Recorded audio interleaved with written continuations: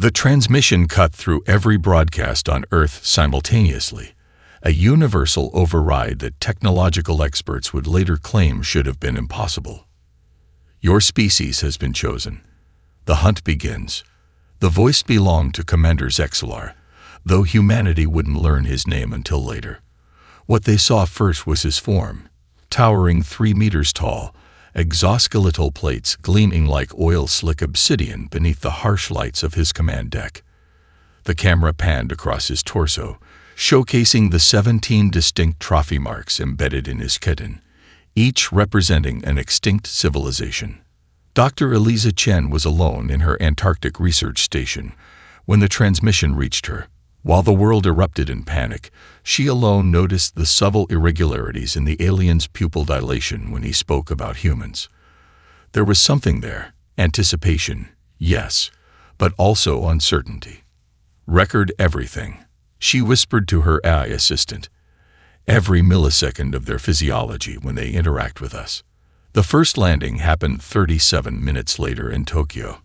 The Japanese self-defense forces had mobilized with remarkable efficiency, deploying experimental sonic weapons developed for riot control. Lieutenant Akira Tanaka led the defense, his unit creating a perimeter around Shibuya Crossing. The Varix hunters descended with methodical grace, their biomechanical armor responsive like living tissue. They moved with the fluid precision of apex predators, each step calculated, each gesture honed through evolutionary perfection. "Hold position," Tanaka ordered through clenched teeth. "Wait for them to reach the resonance field." The first hunter crossed the invisible barrier, and Tanaka activated the sonic array. The air rippled visibly as concentrated sound waves struck the alien. For a brief, hopeful moment, the hunter staggered, an encouraging flash of vulnerability. Then it adapted. Its helmet reconfigured, filtering the disruptive frequencies. With terrifying speed, it crossed the distance to Tanaka's position and lifted him by the throat. "Your resistance is ceremonial," the hunter said, its translator rendering Japanese with disturbing accuracy. "It honors the hunt." Tanaka's men opened fire to no effect. Energy shields flickered around the hunters, neutralizing ballistic weapons. In 17 seconds, 36 soldiers were incapacitated. The hunter holding Tanaka raised a serrated collection tool to his face. "You will be catalogued properly. Your species shows promising potential." Tanaka's response was unexpected. He laughed, a harsh, defiant sound, and spat a mouthful of blood directly into the hunter's visual sensors. "Catalog this," he hissed. The hunter froze momentarily, its neural patterns displaying an anomalous response that Chen, watching the footage from Antarctica, would later identify as confusion. The emotional reaction lasted only microseconds, but it was there, unmistakable evidence that the Varix hunting psychology contained exploitable weaknesses. Tanaka was taken aboard their ship. The world watched the live stream of his processing, clinical, methodical, like taxidermy performed on a still-living specimen. When they removed his heart as a trophy, he remained conscious long enough to lock eyes with the camera, his gaze unflinching. His final words, broadcast globally without the aliens understanding their significance, became humanity's first rallying cry. "They expect us to run. Don't give them what they expect." As cities worldwide fell into chaos, a different response was forming in the shadows. In Rio de Janeiro, former Special Forces Captain Marcus Rivera watched the slaughter with clinical detachment. In his favela stronghold, surrounded by lieutenants from formerly warring gangs, he began sketching a trap using the city's narrow alleyways. "They hunt like jaguars," he observed, expecting prey to flee in predictable patterns. He looked up, eyes gleaming with dangerous recognition. "But we've been hunting jaguars for 10,000 years." In Antarctica, Dr. Chen downloaded everything she could about predator psychology and evolutionary arms races. She noticed something the aliens had missed in their assessment of Earth. Humans were the only known species to evolve as both sustained predator and prey. The Varix had made a critical evolutionary miscalculation. They had evolved to hunt prey that runs. Humans had evolved to chase prey that runs. The Variks turned Rio de Janeiro into a hunting preserve, a living museum of human terror. They established floating observation platforms above the city, where high-ranking hunters gathered to watch their colleagues stalk through favelas, collecting trophies with ceremonial precision. Captain Marcus Rivera had been called many things during his career: war criminal, mercenary, kingpin, but never prey. From his command center beneath an abandoned church, he watched drone footage of the aliens' methodical advance through neighboring districts. "Notice how they move," he told his lieutenants, a collection of former enemies united by a greater threat. They circle clockwise, herd survivors toward Avenida Brasil, then pick them off at choke points. Emilio, once his fiercest rival, studied the pattern. "It's like they're following a script." Exactly. Rivera's finger traced the path on the map.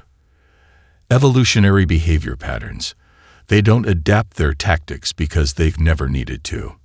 Their technology compensated for any tactical shortcomings. The hunters had entered Rivera's territory by sunrise. 3 of them, moving with predatory confidence, their armor adorned with fresh trophies, human fingers, ears, scalps. They activated thermal sensors as they entered the narrow corridors of Rosana favela. "Wait until they reach the central junction," Rivera whispered into his radio. "Remember, no guns."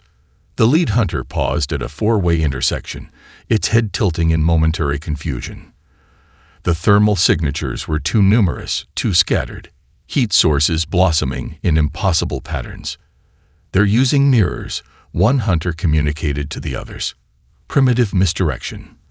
The response came not through their comms, but from the shadows. Not primitive, traditional. A network of pulleys activated simultaneously. Glass panels redirected the morning sunlight into concentrated beams that struck the hunters' visual sensors. In the crucial seconds of blindness, dozens of humans emerge, not running away, but converging. The hunters activated energy shields, expecting projectiles, but none came. Instead, the humans wielded implements of primitive brutality: machetes, hammers, construction tools, striking at joints and sensor arrays where the armor connected. The first hunter fell when a hydraulic press salvaged from an auto shop crushed its leg, bypassing the shield entirely. Physical force, applied slowly enough, didn't trigger the shield's kinetic detectors. Their defense systems only register certain velocities, Rivera noted, watching from a distance, like snakes that only see moving prey. The observation platforms above erupted in commotion as the hunting party's signals went dark. Recovery teams descended hours later to find an unprecedented scene. 3 elite hunters dismembered with methodical precision, their own collection tools used against them. More disturbing were the missing parts.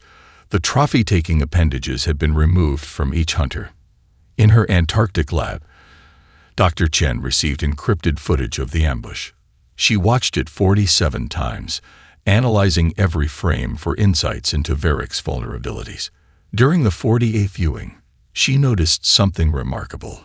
The humans in Rio hadn't exhibited fear pheromones during the attack. Her spectrometer confirmed it. "They weren't afraid," she whispered. "They were hunting." Through darknet channels, she reached Rivera. Their first conversation lasted 6 minutes but changed everything. "The Variks evolved to sense fear as a tracking mechanism," she explained. "Their entire hunting psychology depends on it. So if we don't fear them," Rivera began, "they can't properly locate us," she finished. "And more importantly, they don't know how to respond when the prey acts like a predator. There's no evolutionary protocol for it." The news of Rio spread through resistance networks worldwide. The Variks hunting ritual demanded displaying trophies of defeated prey, but humans began displaying Variks parts instead, a psychological warfare tactic that violated the natural order as the aliens understood it. In the hierarchy of hunters and prey, a fundamental rule was being broken. The food chain was being reversed. When the aliens tried to punish this transgression by orbital bombardment, they discovered another human adaptation. We go underground. We hide. We wait. We ambush. Hannah McTavish had spent 20 years as a wildlife ranger in the Scottish Highlands before the invasion. Now she applied her knowledge of predator behavior to a different kind of beast. Red deer don't outrun wolves, she explained to the resistance fighters gathered in an abandoned distillery near Inverness. They outlast them. Wolves overeat, deer don't. Her network had transformed the misty highlands into a killing field, not through advanced weaponry, but through environmental manipulation. The bogs that had claimed human lives for centuries now served as alien graves. Their biomechanical armor makes them top-heavy, she demonstrated, using a captured Varix gauntlet that weighed as much as a car engine. They sink in soft ground while we can disperse our weight. 3 hunters had vanished in the highlands the previous week, their signals lost in the mist. Recovery teams found only their helmets, placed in ceremonial formation around a stag's skull, a message the humans knew the Varix would understand. In Detroit, Darius Washington led a different kind of resistance. The automotive engineer had repurposed the abandoned factory where he'd once built luxury cars. Their auditory processing has a critical vulnerability, he explained, adjusting the frequency on a modified speaker array. They evolved to hear prey running from them, not complex harmonics. His sonic disruptors, built from salvaged car parts and amplifiers, emitted frequencies that induced seizures in Varix nervous systems. The weapons couldn't penetrate their armor, but they didn't need to. Sound traveled through their helmets' audio sensors. We're turning their adaptations against them, Washington said, distributing devices to underground couriers. Every evolutionary advantage has a corresponding weakness. At the Antarctic Research Station, Dr. Chen made the breakthrough that would change the course of the resistance. Working with biological samples recovered from fallen hunters, she identified the specific pheromone receptors the Varix used to track frightened prey. They don't just smell fear, she explained over the secure network connecting resistance cells. They're addicted to it. Their brains release pleasure neurotransmitters when they detect terror in their prey. With this insight, she developed a synthetic compound that neutralized human fear pheromones. The formula, codenamed Predator's Bane, became the Resistance's most valuable resource, allowing humans to move undetected by the aliens' most refined hunting sense. The Resistance broadcast their findings through hijacked Varix communication channels, a digital manifesto explaining humanity's unique evolutionary position.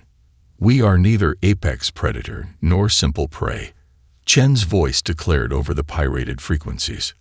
We existed between worlds, hunting smaller creatures while being hunted by larger ones. This paradox shaped us into something the galaxy has never seen, a species that can switch from predator to prey and back again as circumstances demand. Rivera, coordinating global resistance efforts from a mobile command center, added the tactical component to Chen's scientific insights. His message to survivors hiding worldwide became the Resistance's core doctrine. They hunt like specialist predators, perfectly adapted to a specific strategy. We hunt like generalists, capable of changing tactics, improvising tools, and learning from failure. While they remain static in their evolutionary perfection, we continue to adapt. The doctrine spread, transforming scattered survival efforts into coordinated resistance. Indigenous tribes in the Amazon shared hunting techniques that had evolved over millennia. Ex-military personnel contributed tactical expertise. Engineers reimagined civilian infrastructure as defensive systems. Most crucially, humans stopped running. In Kyoto, hunters entered a seemingly abandoned shrine, only to find dozens of humans sitting in meditative poses, showing no fear even as the aliens approached. The hunters' confusion at this behavior created a critical opening for concealed resistance fighters to strike. The incident was recorded and distributed globally, along with a new psychological warfare tactic, laughter in the face of predators. When prey laughs at the hunter, Rivera's tactical update explained, it disrupts the fundamental power dynamic of predation. It creates cognitive dissonance that the Varix have no evolutionary framework to process. The Variks had expected an easy hunt. Instead, they found themselves in an evolutionary arms race against a species that had been refining its survival adaptations for 3 million years. Commander Zexler summoned his sub-commanders to the trophy chamber aboard the mothership. The vast circular hall displayed millennia of successful hunts, the preserved remains of extinct species arranged in a spiraling testament to Variks supremacy. For the first time in the chamber's history, the collection was incomplete. Where human specimens should have been displayed, empty pedestals stood as silent accusations. Explain these failures, Zexler demanded, his exoskeletal plates flushing with patterns of dominance and rage. The hunting director lowered his sensory appendages in submission. The prey is anomalous. They employ tactics we have not encountered in 3 galactic sectors. They are prey, Zexler hissed. They exist to be hunted. Yet they hunt us in return. Another sub-commander interjected, displaying footage from 7 different failed hunting expeditions. They take trophies from our fallen. They mock our rituals with crude imitations. Zexler committed what his ancestors would have considered heresy. He ordered a full analytical assessment of human hunting behaviors. The results disturbed the Variks Council to their genetic core. They evolved as persistence hunters. The xenobiologist explained, displaying primitive human figures pursuing large mammals across savanna landscapes. They did not kill with superior strength or speed, but by pursuing prey until it collapsed from exhaustion.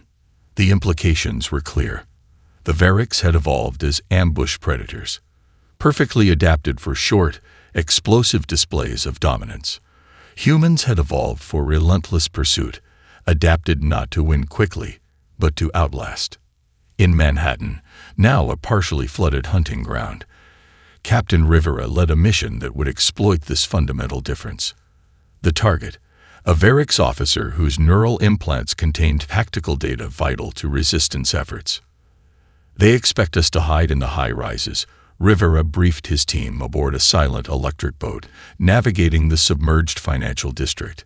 Instead, we'll draw them into the flooding infrastructure where their movement is compromised. The operation began with a calculated provocation. Resistance fighters briefly exposed themselves before disappearing into the labyrinthine subway tunnels beneath the flooded streets. The hunting party pursued, exactly as anticipated. Water negates their thermal imaging, Rivera reminded his team through subvocal communicators. And they hate getting wet. Their evolutionary history lacks aquatic adaptations. The hunters found themselves in a partially flooded maintenance junction, water reaching their midsections, slowing their movements. The trap was elegant in its simplicity. Subway floodgates sealed simultaneously, water levels rising rapidly, while humans in improvised diving equipment moved freely below the surface. When the Variks officer activated emergency atmospheric thrusters to escape the rising water, Rivera was waiting in the chamber above. The fight was brutal and swift. Rivera suffered 3 puncture wounds from the alien's wrist blades, but succeeded in disabling its mobility systems. As his team extracted the captured officer, Rivera collapsed from blood loss. The medical evacuation was nearly complete when a Variks recovery team arrived.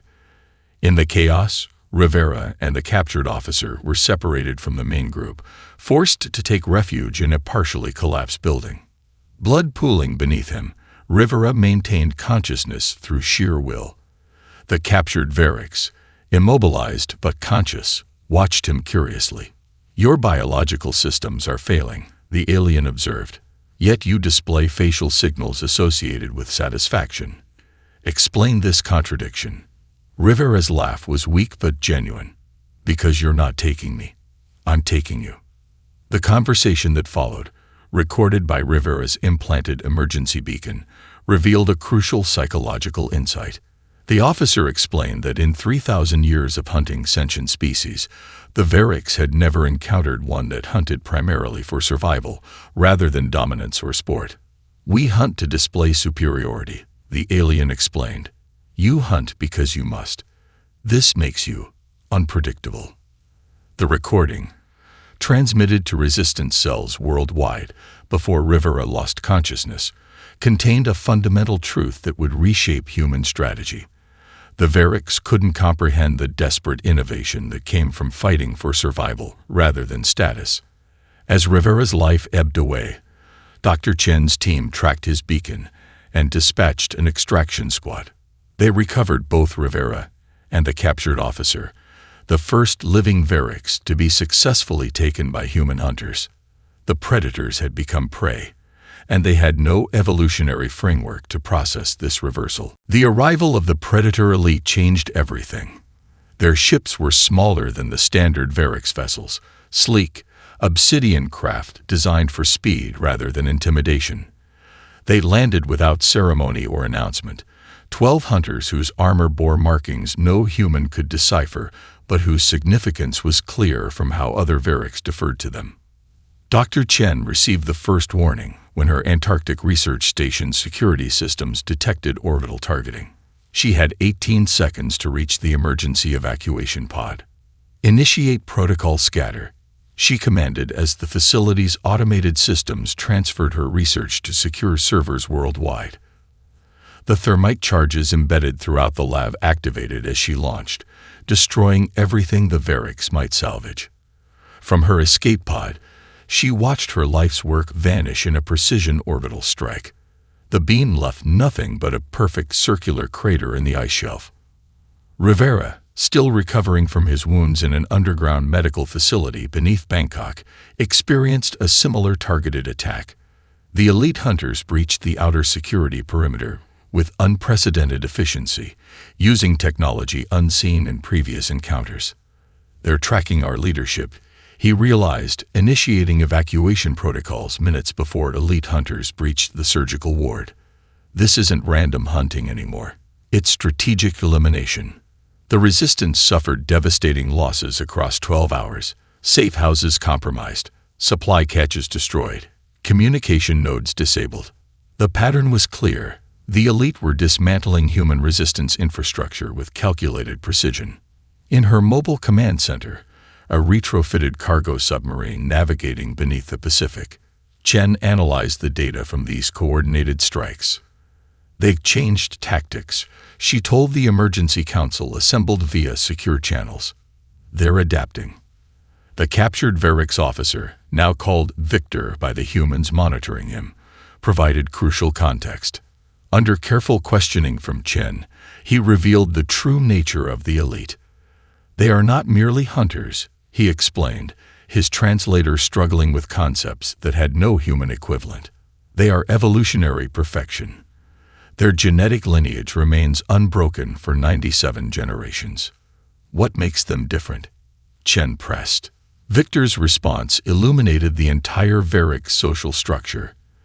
"They have never failed a hunt. This grants them reproductive dominance. Their genetic material seeds the next generation of hunters." This revelation unveiled the species' most profound vulnerability. Variks society wasn't just stratified by hunting success. It was genetically dependent on it. Failed hunters became evolutionary dead ends, their genetic lines terminated. Hannah McTavish, joining the council from her Scottish resistance cell, immediately recognized the implications. If hunting success determines their reproductive rights, then we can attack their entire social hierarchy by making them fail, Chen finished. The resistance shifted from defense to a targeted campaign against the elite. Using data from Victor and the captured neural implants from Rivera's mission, they identified a critical Variks cultural artifact. The Hunting Registry, a biological database containing the success records of all participating hunters. McTavish led the operation to acquire it.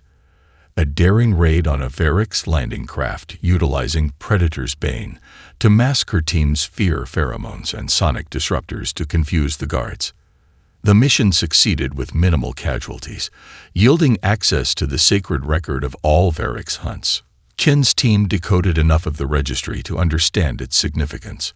When a hunter's record showed consistent failure, they were forbidden from contributing to the species' genetic future. With this knowledge, she engineered the most psychologically devastating counterattack possible, a modified Variks dominance challenge broadcast on their own communication frequencies, formally declaring humans as hunters and Verix as prey. The broadcast used authentic ceremonial language extracted from Victor's memories, legitimizing the challenge in ways the aliens couldn't dismiss. The violation of natural order so profoundly disrupted Verix psychology that 15 hunters committed ritual suicide rather than face the shame of being designated as prey. The elite, however, accepted the challenge, their evolutionary psychology permitting no other response. Their acceptance transmitted a clear message. The hunt had transformed from sport into existential conflict. Rivera, watching the elite's response from his recovery chamber, understood the significance. "They're acknowledging us as equals," he told Chen over secure channels, "which means they now see us as something they can lose to." The elite hunters proved unnervingly adaptive. Unlike regular Verix, they analyzed failed hunting strategies and modified their approaches accordingly, avoiding obvious traps, abandoning ritualistic behaviors that humans had learned to exploit, and adopting aspects of human-style misdirection. Their learning, Rivera observed from the Resistance's new headquarters beneath the ruins of Berlin. His wounds had healed enough for limited mobility, though doctors warned that the Verix toxins in his system had caused permanent nerve damage.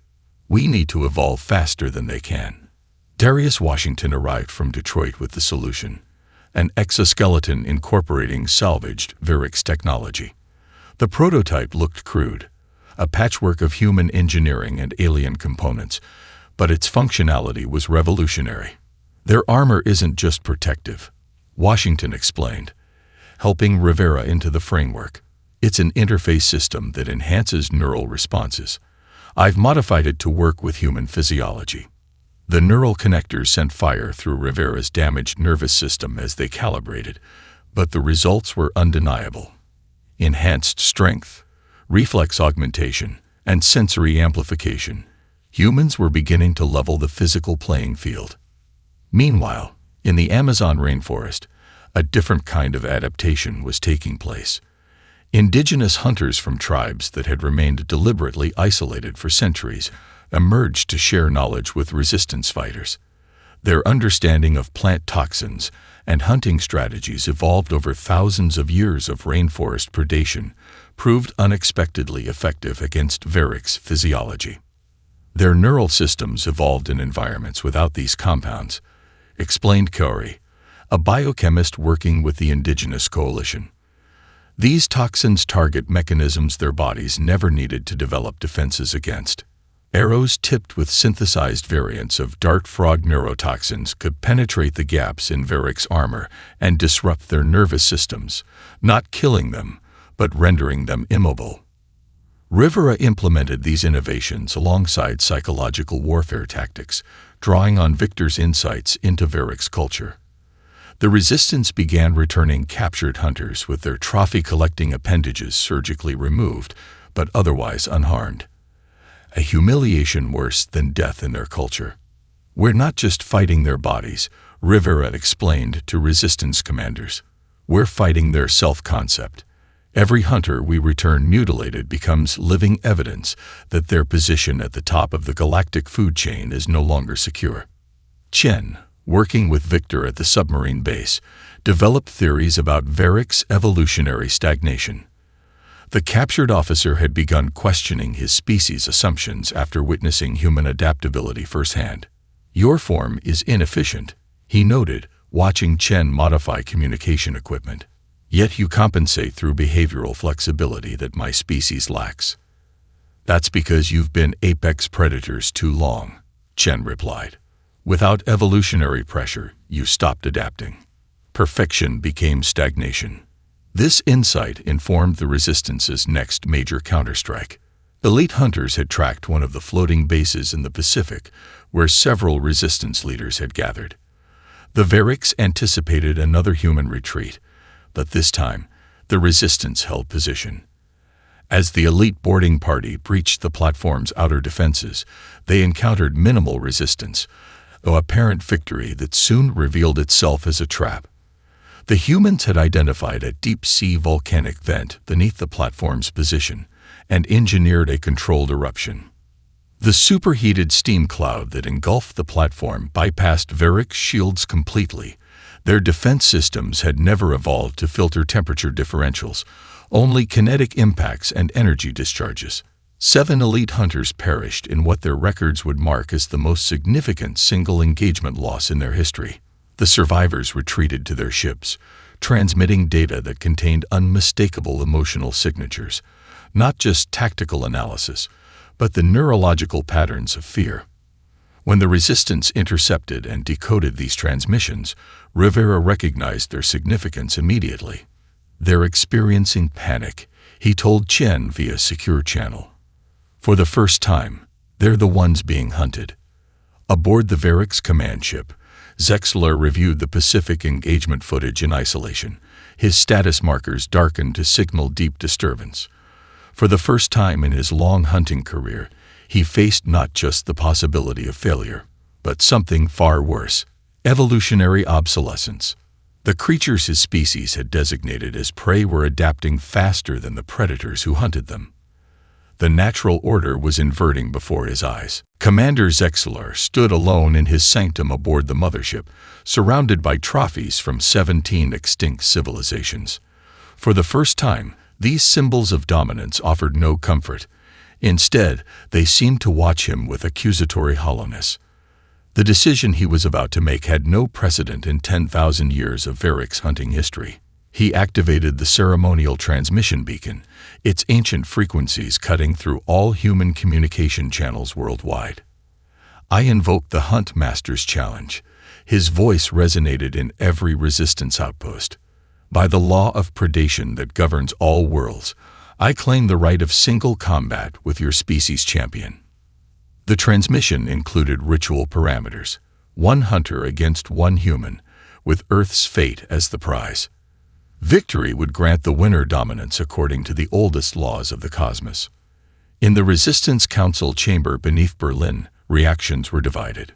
Many leaders viewed this as a trap, an act of desperation by an enemy facing unexpected defeat.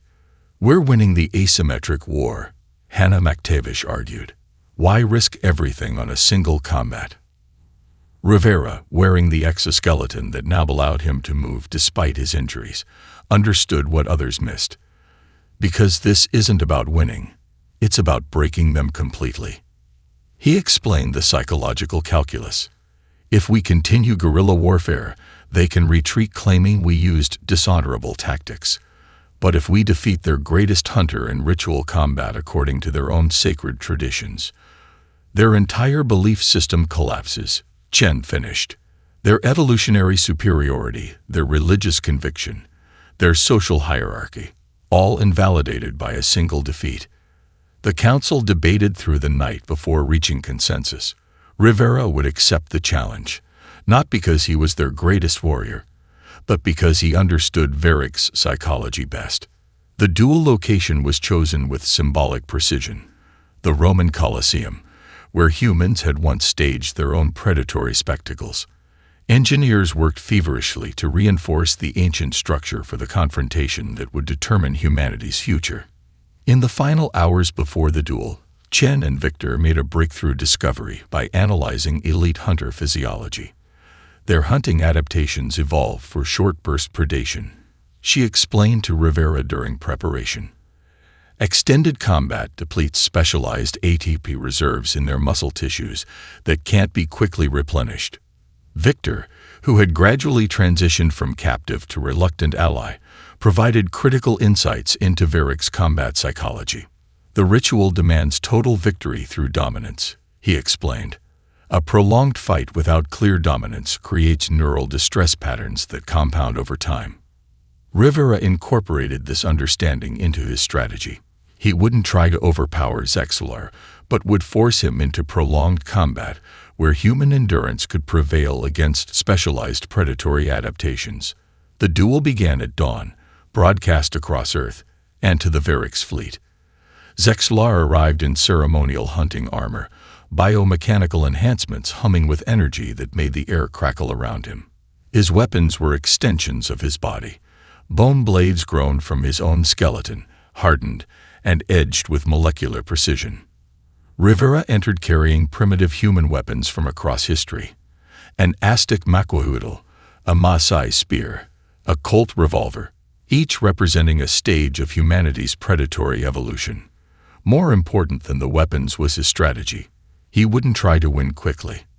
The first hours of combat followed Varric's hunting tradition.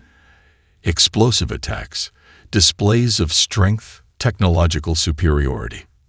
Zexlar moved with blinding speed, his armor deflecting Rivera's counterattacks. But Rivera wasn't trying to land killing blows. He was forcing the hunter to expend energy, to chase, to miss, to grow frustrated. By the fourth hour, subtle changes appeared in Zexlar's movements. Microsecond delays in response time, minute decreases in strike force. The human strategy became clear to witnesses. This wasn't a duel but a persistence hunt played out in miniature. We didn't evolve to win fights. Rivera gasped through blood-flecked lips after a particularly brutal exchange. We evolved to survive them. The fifth hour brought the turning point. Zexlar, growing desperate as his specialized muscles depleted irreplaceable energy reserves, abandoned ritual combat forms for increasingly erratic attacks. The neural distress patterns Victor had described became visible in his uncoordinated movements. Rivera, despite multiple injuries, maintained the steady, relentless pace of a persistence hunter who had chased prey across savannas for days. When the elite commander finally faltered, overextending in frustration, Rivera struck with the calculated precision his ancestors had used to bring down larger, stronger prey for 3 million years. Zexlar fell to his knees, his biomechanical systems failing as Rivera claimed the ceremonial armor as trophy. The human spoke the ritual words of dominance that Victor had taught him, ancient sounds that transmitted across Varric's communication channels, formally inverting the predator-prey relationship according to their own sacred laws. The commander's final question came through damaged translation systems. How could prey become predator? Rivera's answer was meant not just for the fallen hunter, but for the watching galaxy. We were never just prey. You just didn't recognize another apex predator because we don't look like you. The Varric's retreat began at sunset. Their ships ascended in formation, abandoning hunting parties and equipment in their haste to depart Earth's atmosphere. The exodus wasn't just a tactical withdrawal, but an existential flight, a species confronting the shattering of its most fundamental beliefs. From observation posts worldwide, humans watched their tormentors flee. Cities lay in ruins, millions had perished, yet Rivera's victory had secured something more valuable than vengeance: recognition. By the predator's own ancient laws, humanity had earned the status of hunters rather than prey.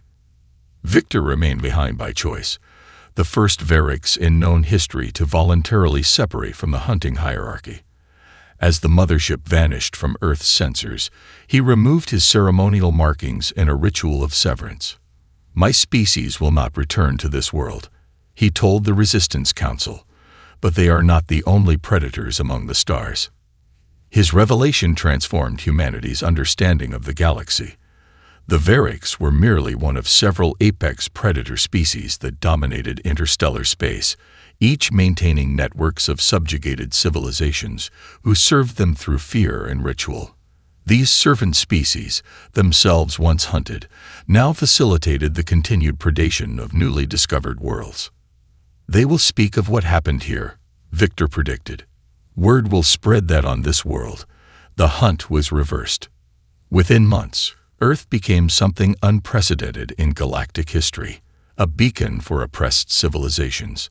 The first diplomatic envoys arrived cautiously, representatives of species that had suffered under predator dominance for millennia. They came seeking not just alliance but instruction. Dr. Chen led the scientific initiative to understand the larger galactic ecosystem, establishing the Xenobiological Adaptation Institute. Her research into Varric's technology revealed principles that accelerated human development by centuries. Their technological advantage wasn't superior intelligence, she explained during the Institute's opening. It was simply more time.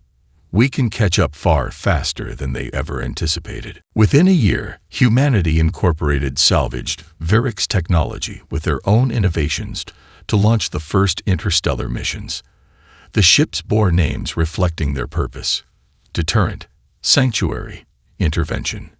Rivera, wearing a modified version of Zexalar's armor adapted for human physiology, established an academy to train specialists in countering predatory species.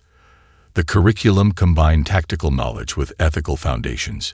Humans would not become the very predators they had defeated.